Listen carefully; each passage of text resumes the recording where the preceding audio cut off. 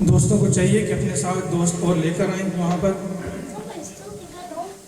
اور یہ جو بچے ہیں ان کا ابھی چھوٹے بچے نے کہہ دیا اور ابھی پھر پڑھے ابھی اور لمبا ہوگا. تو یہ خیال رکھنا ہے کہ یہ نہ ہو صرف نعت خواہیں بعد میں بیٹھے ہوں آپس میں نعتیں پڑھ رہے ہیں. جو آنے والے ہیں ان کا بھی خیال رکھنا ہے. تو اب جو بچوں کے لیے کوششیں ہونی چاہیے. ربیع الاول 2 مہینے بعد آئے گا. آپ سب کو آج کا مہینہ مبارک ہو. اور 2 مہینے بعد آئے گا. مگر آپ ایسا کریں کہ ان بچوں کو ٹرین کریں. قصیدہ کو پڑھنا ہے مہینے 2 مہینے کے بعد ہے. تو آپ کو پڑھنا آتا ہے, آپ آگے ان بچوں کو لگائیں, آئیں مل بیٹھ کے چھوٹی چھوٹی محفل ان کو تیار کریں ابھی سے ربیع الاول کے لیے. تو یہ مقصد ہے کہ ہم, اور اس میں یہ نہیں کہ جب ان کا نظر ہوگی تو آپ سے خود کہا جائے گا آپ پڑھیں نا. جب آپ کی حاضری لگوانی ہوگی, مقصد ہے وہ ہماری محفل میں موجود ہے.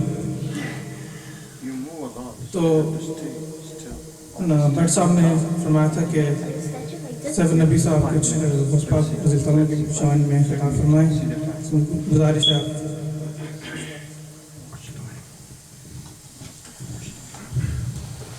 الحمدللہ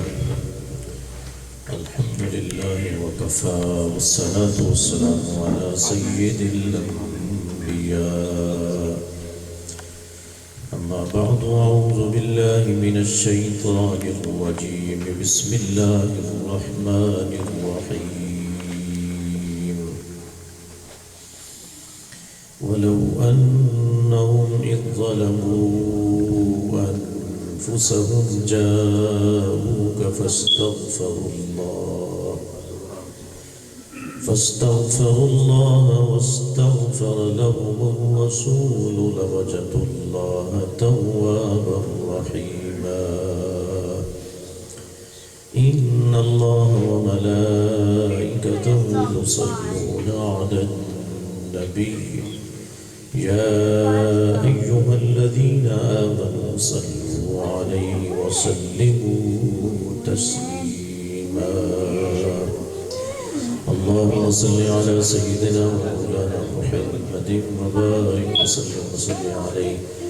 ایک اور بار جی, اللهم صل على سيدنا مولانا محمد وبارك وسلم عليه.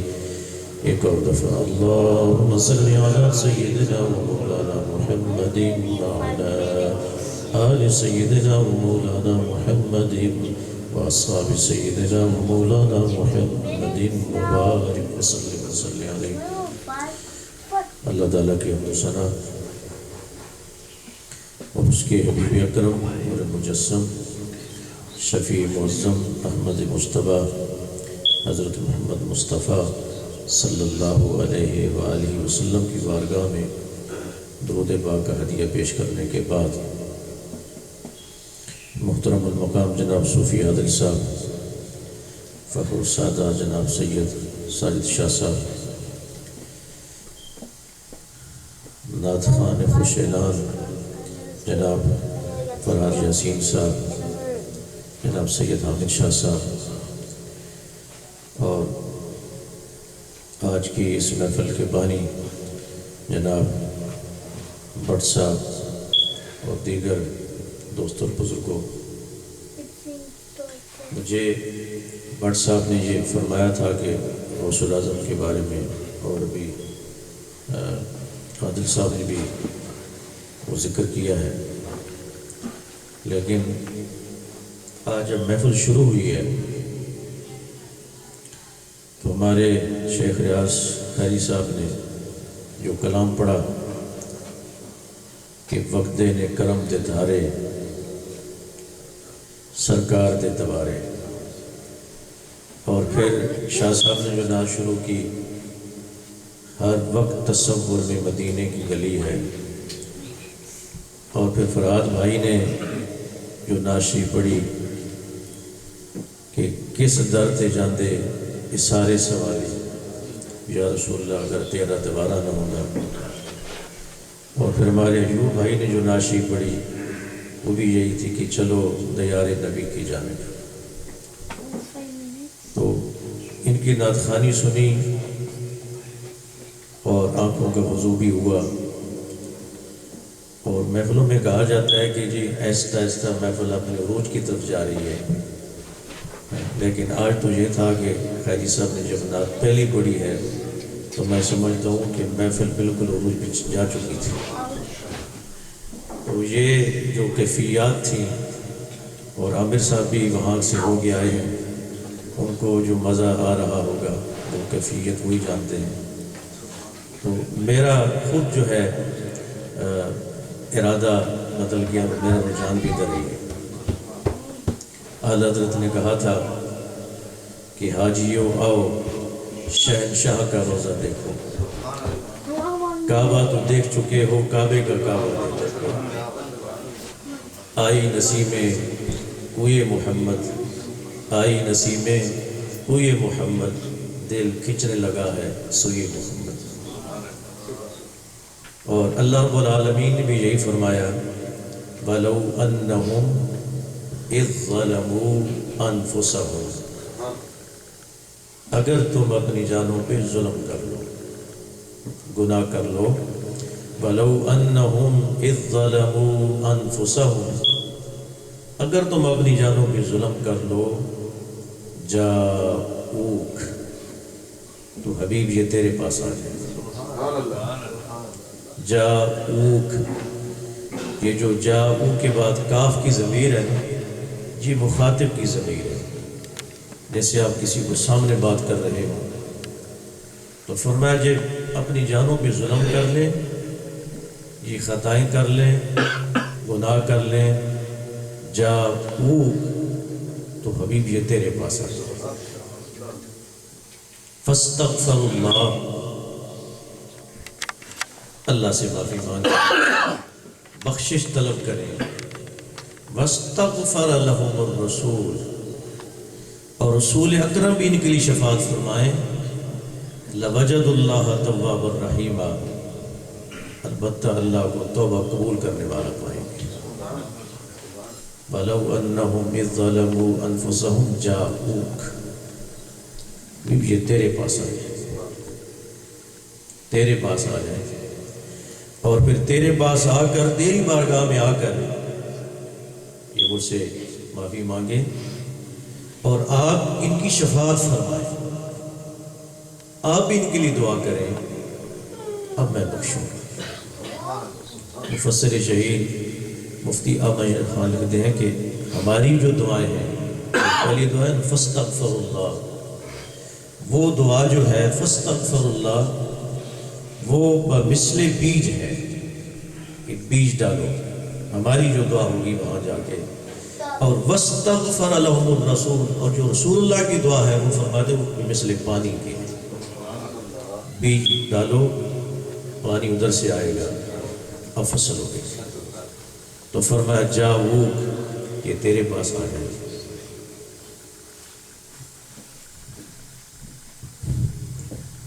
اب سوال یہ پیدا ہوتا ہے کہ حضور کا تو وصال شریف ہو چکا ہے،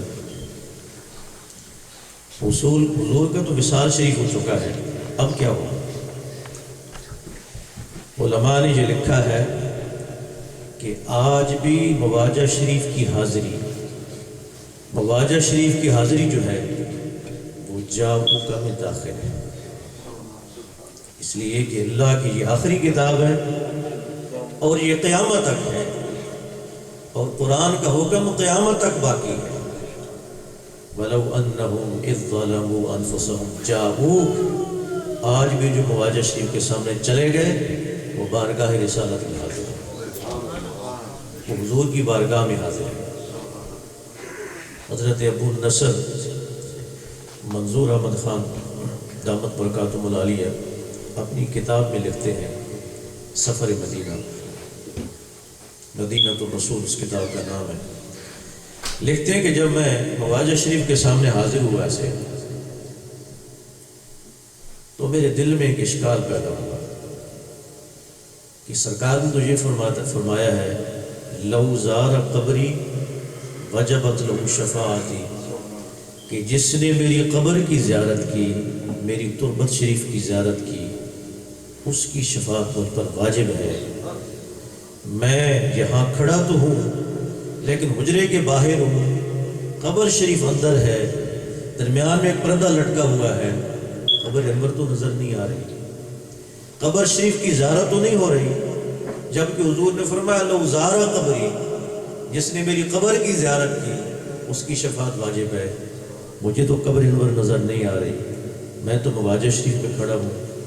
فرماتے ہیں یہ دل میں خیال پیدا ہوا اور اشکال پیدا ہوا، میں حاضری دے کر جہاں ٹھہرا ہوا تھا وہاں پہنچا، کمرے میں گیا، لیٹا، آنکھ لگ گئی، سرکار کی زیارت ہوئی۔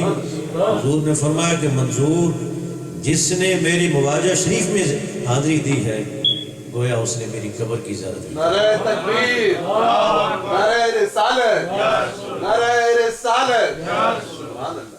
سرکار اگرچہ پردہ فرما گئے ہیں، آپ کا وصال شریف ہو گیا ہے، لیکن مواجہ شریف کی جو حاضری ہے یہ آج بھی جاؤکا میں داخل ہے۔ جو مواجہ شریف میں پہنچا ہے وہ حضور کی بارگاہ میں ہے، وہ سرکار کی بارگاہ میں ہے، اور سرکار سب کو دیکھ رہے ہیں، ملاحظہ فرما رہے ہیں۔ امام ابو عبداللہ محمد بن احمد انصاری قرطبی نے اپنی تفسیر میں وَلَوْ أَنَّهُمْ إِذْ ظَلَمُوا أَنفُسَهُمْ جَاءُوكَ کے تحت ایک روایت درج کی ہے۔ کہتے ہیں کہ ایک اعرابی آیا، یعنی دیہاتی دور سے آیا، اور آ کر صحابہ کرام کو کہنے لگا سرکار کہاں ہے، میں حضور سے ملنا چاہتا ہوں، کہاں ہے؟ تو صحابہ زاروں قطار رونے لگے، وہ حیران ہو رہا ہے اور کہنے لگا میں سرکار کے بارے میں پوچھتا ہوں تم روتے ہو۔ انہوں نے کہا جب تم نے حضور کا نام لیا ہے سرکار کی یاد آ گئی ہے، اس لیے کہ چند دن گزرے ہیں حضور کا وصال ہو گیا ہے، سرکار کی وفات شریف ہو چکی ہے، اور تم نے سرکار کا پوچھا ہے، اس لیے ہم رو رہے ہیں۔ اب اس نے کہا حضور کی قبر انور کہاں ہے؟ اس کو بتایا گیا، تو حضور کی قبر انور پر حاضر ہوا اور اس آیت کی تلاوت کرنے لگا وَلَوْ أَنَّهُمْ إِذْ ظَلَمُوا أَنفُسَهُمْ جَاءُوكَ وَاسْتَغْفَرُوا اللَّهَ وَاسْتَغْفَرَ لَهُمُ الرَّسُولُ لَوَجَدُوا اللَّهَ تَوَّابًا رَحِيمًا۔ یا رسول اللہ یہ آیت پڑھ کے آیا تھا، لیکن میری بدقسمتی کہ میری حاضری سے پہلے آپ کا وصال ہو گیا ہے، آپ کا انتقال ہو گیا ہے، اب میرا کیا بنے گا؟ حضرت علی اس روایت کو روایت کرتے ہیں، وہ اپنی روتا جاتا تھا اور حضور کی بارگاہ میں فریاد کرتا جاتا تھا، فنودی من القبر قد غفر لك۔ حضرت علی کہتے ہیں کہ حضور کی قبر انور سے یہ آواز آئی، اللہ نے تیرے گناہوں کو بخش دیا۔ تو وَلَوْ أَنَّهُمْ إِذْ ظَلَمُوا أَنفُسَهُمْ جَاءُوكَ، وہاں کی حاضری یہ حضور کی بارگاہ کی حاضری ہے، اور سرکار سنتی بھی ہیں، شفاعت بھی فرماتے ہیں، جواب بھی دیتے ہیں۔ 555 ہجری میں حضرت احمد کبیر احمد رفاعی، جو سلسلہ رفاعیہ کے ایک بانی ہے، بہت بڑے صوفی بزرگ ہیں، وہ حضور کی بارگاہ میں حاضر ہوئی، سرکار کی اولاد میں سے ہیں، آل میں سے ہیں، حضور کی بارگاہ میں گئے۔ جب سرکار دو عالم علیہ السلام کی بارگاہ میں گئے تو ان الفاظ میں سلام عرض کیا، السلام علیکہ یا ولدی، اے میرے جد امجد آپ پر سلام ہو، السلام علیکہ، السلام علیکہ یا جدی، اے میرے جد امجد، اے میرے جد امجد آپ کی بارگاہ میں سلام عرض کرتا ہوں۔ تو قبر انور سے آواز آئی، وعلیکہ السلام یا ولدی، اے میرے بیٹے تم پر بھی سلام ہو۔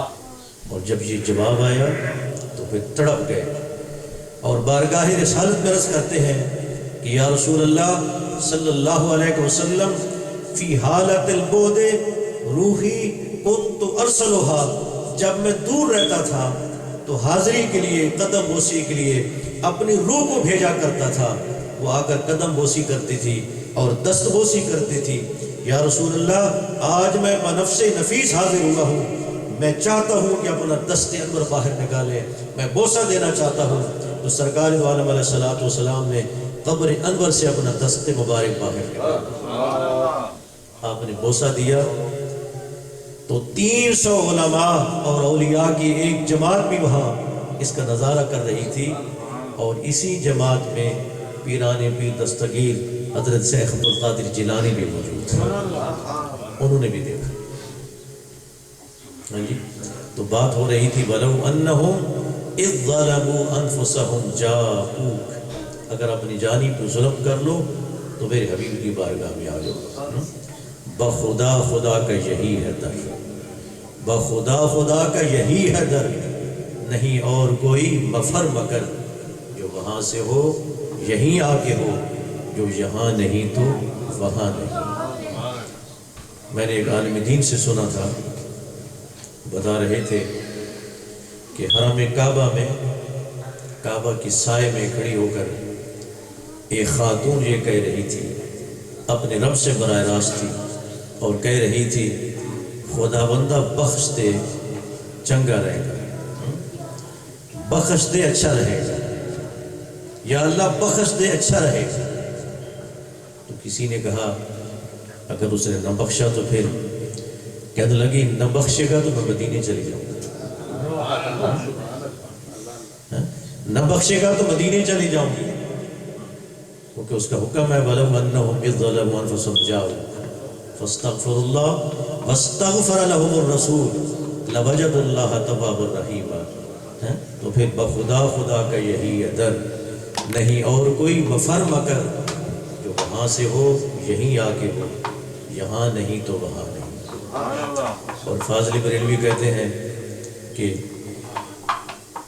جس سمت نعمتیں بانٹتا جس سمت وہ ذیشان گیا، نعمتیں بانٹتا جس سمت وہ ذیشان گیا، ساتھ ہی منشی رحمت کا قلم دان گیا، ساتھ ہی منشی رحمت کا قلم دان گیا۔ تو بات آج مدینے کی چلی ہے، تو عربی کا ایک محاورہ ہے کہ اشرف المکان بالمکین، کسی مقام کو، کسی مکان کو جو شرف حاصل ہوتا ہے وہ اس کی مکی سے ہوتا ہے، اس کے مکی سے ہوتا ہے۔ اور مدینہ منورہ یہ سرکار دو عالم علیہ السلام کا حرم ہے، یہ حضور کی جلوہ گاہ ہے۔ میں ایک تاریخ کی کتاب میں پڑھ رہا تھا کہ حضور کی ولادت سے پہلے جب مدینے کو لوگ یثرب کہتے تھے تو یمن کا بادشاہ ابو کرب، اس نے مدینہ شریف پر چڑھائی کر دی، حملہ کر دیا۔ دن کو جنگ ہوتی اہل مدینہ کے ساتھ، اور جب شام کو جنگ بند ہوتی تو اہل مدینہ ابو کرب کے لشکر کے لیے کھانا بھیجتے ہیں۔ صبح پھر جنگ شروع ہوتی، سارا دن جنگ رہتی۔ جب شام کو جنگ بند ہوتی تو اہل مدینہ ابو کرب کے لشکر کے لیے کھانا بھیجتے ہیں۔ وہ بڑا متاثر ہوا، اس نے کہا میں صلح کرنا چاہتا ہوں، کوئی اپنے نمائندے بھیجو۔ تو بنیامین قرظی کو اہل مدینہ نے، اوس اور خزرج نے اپنا نمائندہ بنا کر بھیجا۔ جب بنیامین قرظی ابو کرب کے پاس گیا، ابو کرب نے کہا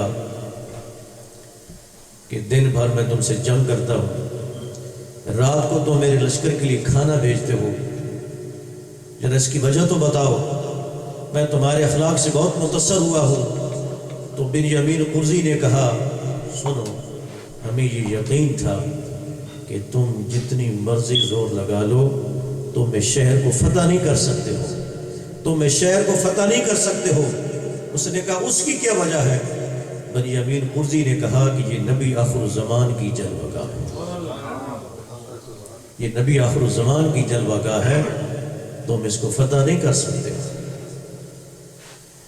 تو پھر وَلَوْ أَنَّهُمْ إِذْ ظَلَمُوا أَنفُسَهُمْ جَاءُوكَ جو سن کے اور پڑھ کے تو حرم نبوی میں حضور کی جلوہ گاہ میں پہنچے ہیں۔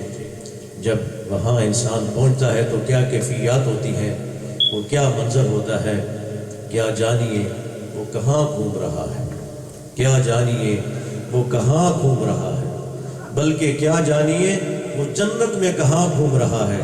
مولانا کوثر نیازی نے کہا تھا کیا جانیے وہ جنت میں کہاں گھوم رہا ہے جو چپ چاپ مدینے کی گلی میں کھڑا ہے۔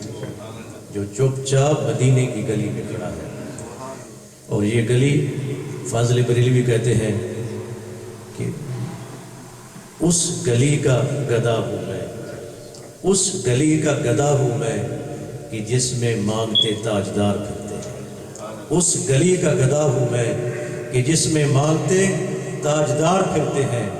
اور لاکھوں قدسی ہے کام خدمت پر، لاکھوں قدسی ہے کام خدمت پر، اور لاکھوں گرد مزار پھرتے ہیں. سرکار دو عالم علیہ السلام نے فرمایا نا کہ 70,000 فرشتے صبح میری بارگاہ میں حاضری دیتے ہیں اور شام تک مجھ پہ درود پڑھتے رہتے ہیں. شام کو وہ چلے جاتے ہیں اور شام کو پھر 70,000 آتے ہیں جو صبح تک مجھ پہ درود پڑھتے رہتے ہیں. اور فرمایا کہ جو ایک مرتبہ فرشتے آ گئے پھر قیامت تک ان کی باری نہیں آتی ہے. اور حضور کے غلاموں پہ کتنا کرم ہے کہ بار بار حضور کی بارگاہ میں آتے ہیں. لاکھوں قدسی ہے کام خدمت پر، اور لاکھوں گرد مزار پھرتے ہیں. پھول کیا دیکھوں میں، پھول کیا دیکھوں میں، میری آنکھوں میں دشت طیبہ کے خار پھرتے ہیں. میری آنکھوں میں دشت طیبہ کے خار پھرتے ہیں. اور تیری بات کوئی کیوں پوچھے رضا، تیری بات کوئی کیوں پوچھے رضا، تجھ سے شیدا ہزار پھرتے ہیں. یہ تو ایسی بارگاہ ہے، یہ تو ایسی بارگاہ ہے کہ جو بھی جاتا ہے لگتا ہے کہ حضور کا اس سے بڑا عاشق ہی کوئی نہیں. کوئی تیری بات کیوں پوچھے رضا، تجھ سے شیدا ہزار پھرتے ہیں. یہاں تو سہیب روم سے آیا تھا، سلمان فارس سے آیا تھا، اور بلال حبشے سے آیا تھا، اور سب سے آگے نکل گئے تھے، سب سے آگے نکل گئے تھے. وہ بلال رنگ کا کالا تھا، حبشے کا رہنے والا تھا، موٹے موٹے ہونٹوں والا تھا. حضور کی بارگاہ میں آیا تو اتنا آگے نکلا کہ فاروق اعظم جیسی حسی کیسی تھی، سیدنا بلال، سیدنا بلال، سیدنا بلال. چمک اٹھا ستارہ تیرے مقدر کا، اقبال کہتا ہے چمک اٹھا ستارہ تیرے مقدر کا، تجھے حبش سے اٹھا کر حجاز میں لایا. اور کس کو دیکھتے رہنا تھا نماز تیری، کس کو دیکھتے رہنا تھا نماز تیری، تیری غلامی کے بدلے ہزار آزادی، تیری غلامی کے بدلے ہزار آزادی. تو اعلیٰ حضرت اسی پس منظر میں کہتے ہیں، تو یہاں تو بڑے بڑے عاشق کرتے ہیں کہ کوئی تیری بات کیوں پوچھے رضا، تجھ سے شیدا ہزار پھرتے ہیں. وہ سوئے لال ہزار پھرتے ہیں، تیرے دن اے بہار پھرتے ہیں. یہ مدینے کے گلیاں اور یہ مدینے کی کیفیات. اور اعلیٰ حضرت فاضل بریلوی نے امت خضرا کو دیکھا تو پھر تڑپ اٹھے اور یہ بے سختہ کہنے لگے کہ غور سے سن تو رضا، ذرا غور سے سن تو رضا، کعبے سے آتی ہے یہ صدا. غور سے سن تو رضا، کعبے سے آتی ہے یہ صدا. میری آنکھوں سے میرے پیارے کا روزہ دیکھو، میرے آنکھوں سے میرے پیارے کا روزہ دیکھو. اور جب غلام وہاں پہنچتا ہے تو پھر تڑپ جاتا ہے اور پھر اپنے مقدر پہ ناز کرتا ہے کہ کہاں بارگاہ رسالت اور کہاں میں. سبحان اللہ ما اجملہ کا، ما احسنہ کا، ما اکملہ کا. کتے مہر علی کتے تیری صدا، گستاخ اکھیاں کتے جاڑی. یہ گنبد خضرا ہوتا ہے اور چھتریوں کے نیچے جب غلام بیٹھا ہوتا ہے اور اس کی نگاہیں گنبد خضرا پر جمی ہوتی ہیں تو اپنے مقدر پر پھر وہ ناز کرتا ہے، کتے مہر علی کتے تیری صدا، گستاخ اکھیاں کتے جاڑیاں. کہاں بارگاہ رسالت اور میں یہاں بیٹھا ہوں. سبحان اللہ. اور پھر وَلَوْ أَنَّهُمْ إِذْ ظَلَمُوا أَنفُسَهُمْ جَاءُوا. جب لوگ مواجہ شریف کے سامنے جاتے ہیں، عامر صاحب ابھی رمضان شریف میں یہ رحمتیں لوٹ کے آئے ہیں. جب انسان مواجہ شریف کے سامنے جاتا ہے تو پھر با ادب تو رہتا ہی ہے، با ادب تو رہتا ہی ہے. اس لیے کہ نفس گم کردمی آیت با یزید و جنید و با یزید ہی جا. یہ تو بارگاہ ایسی ہے کہ جہاں آ کر با یزید اور جنید جیسے بھی اپنی سانس بند کر لیتے ہیں، اپنے نفس کو بند کر لیتے ہیں.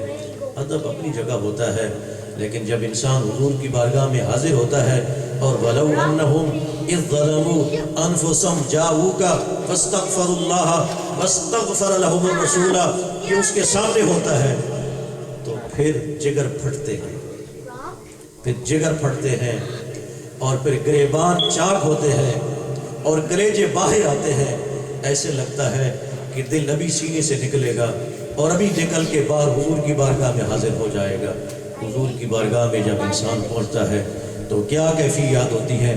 پیرزادہ اقبال فاروقی لکھتے ہیں اپنے سفر نامے میں، فرماتے ہیں جب میں معاجہ شریف میں حاضر ہوا، حضور کی بارگاہ میں حاضر ہوا تو وَلَوْ أَنَّهُمْ إِذْ ظَلَمُوا أَنفُسَهُمْ جَاءُوكَ فَاسْتَغْفَرُوا اللَّهَ وَاسْتَغْفَرَ لَهُمُ الرَّسُولُ، میرے سامنے تھا تو میں نے ہاتھ اٹھا دیے. جب میں نے ہاتھ اٹھائے دعا کے لیے تو ایک آدمی آگے بڑھا، اس نے میرے ہاتھوں کو نیچے کر دیا. فاروقی لکھتے ہیں جب اس نے میرے ہاتھوں کو نیچے کر دیا تو میں نے جھولی پھیلا دی. میں نے کہا ہاتھ نہ صحیح تو جھولی ہی صحیح ہے، پر دو جھولی میری یا محمد، پر دو جھولی میری یا محمد. اور جب یا نبی سلام علیکہ، یا رسول سلام علیکہ، یا حبیب سلام علیکہ کی صدائیں وہاں بلند ہوتی ہیں تو سبحان اللہ کیا منظر ہوتا ہے، کیا کیفیات ہوتی ہیں. مدینے کی کس کس بات کا ذکر کیا جائے. ابو نصر منظور احمد اپنے سفر نامے میں لکھتے ہیں کہ میں نے ریاض الجنہ میں حاضری دی، مواجہ شریف میں حاضری دی اور میں جنت باب البقیع سے باہر نکلا.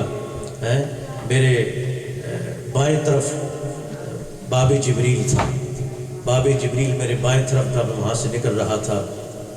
باب جبریل سے دھیرے دھیرے، باب جبریل سے دھیرے دھیرے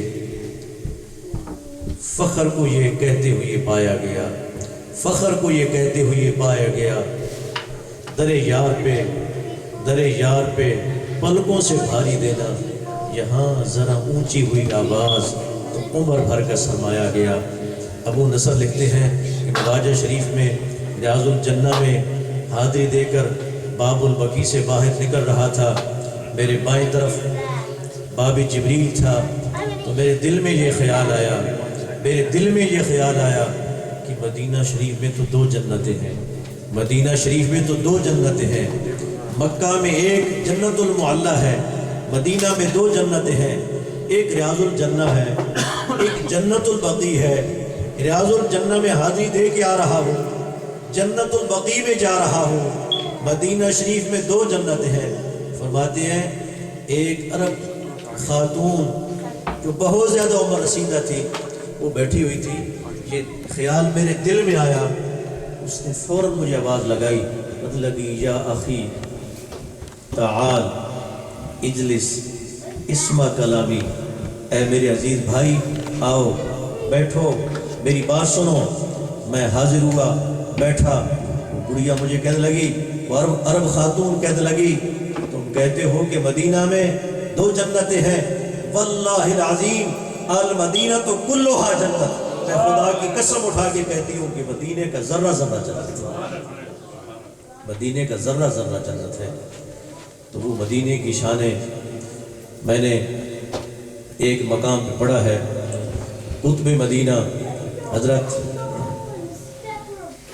ضیاء الدین رحمۃ اللہ علیہ فرماتے ہیں کہ ایک مرتبہ یہ میٹنگ میں، مدینے کے گورنر کی میٹنگ میں یہ بات طے ہوئی کہ جو کبوتر ہیں یہاں کے، جو روضہ انور کے بارگاہ رسالت کے کبوتر ہیں، ان کو ذرا دور منتقل کیا جائے تاکہ صفائی رہے، ان کو دور منتقل کیا جائے.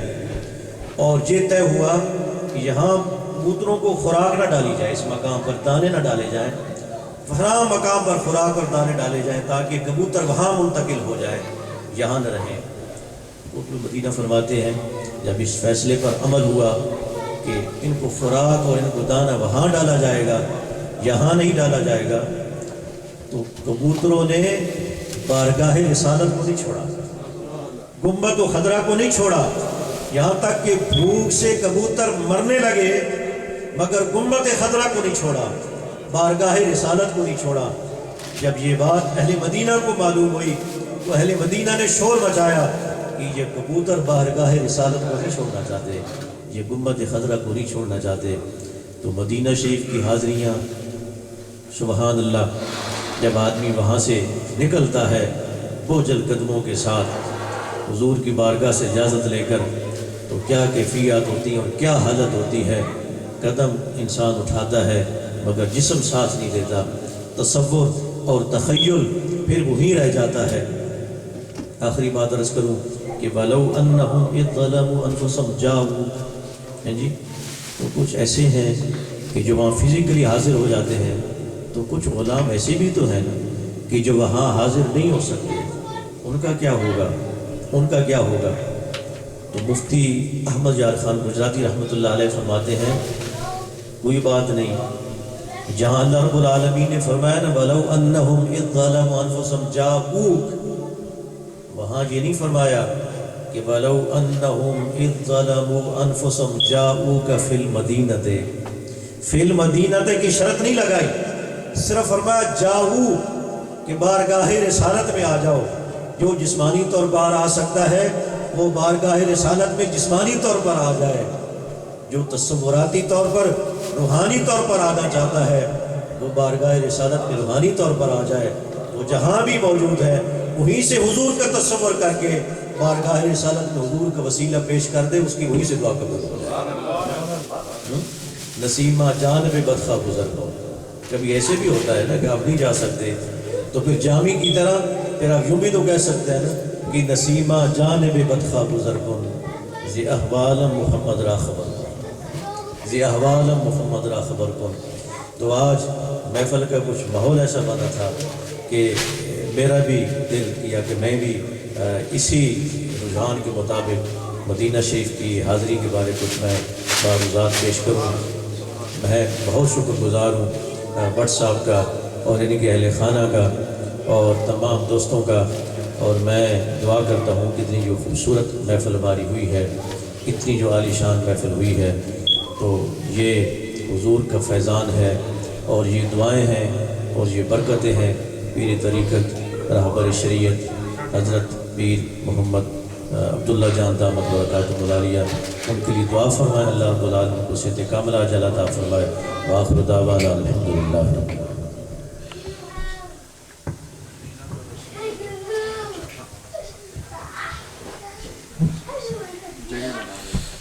مصطفیٰ جانے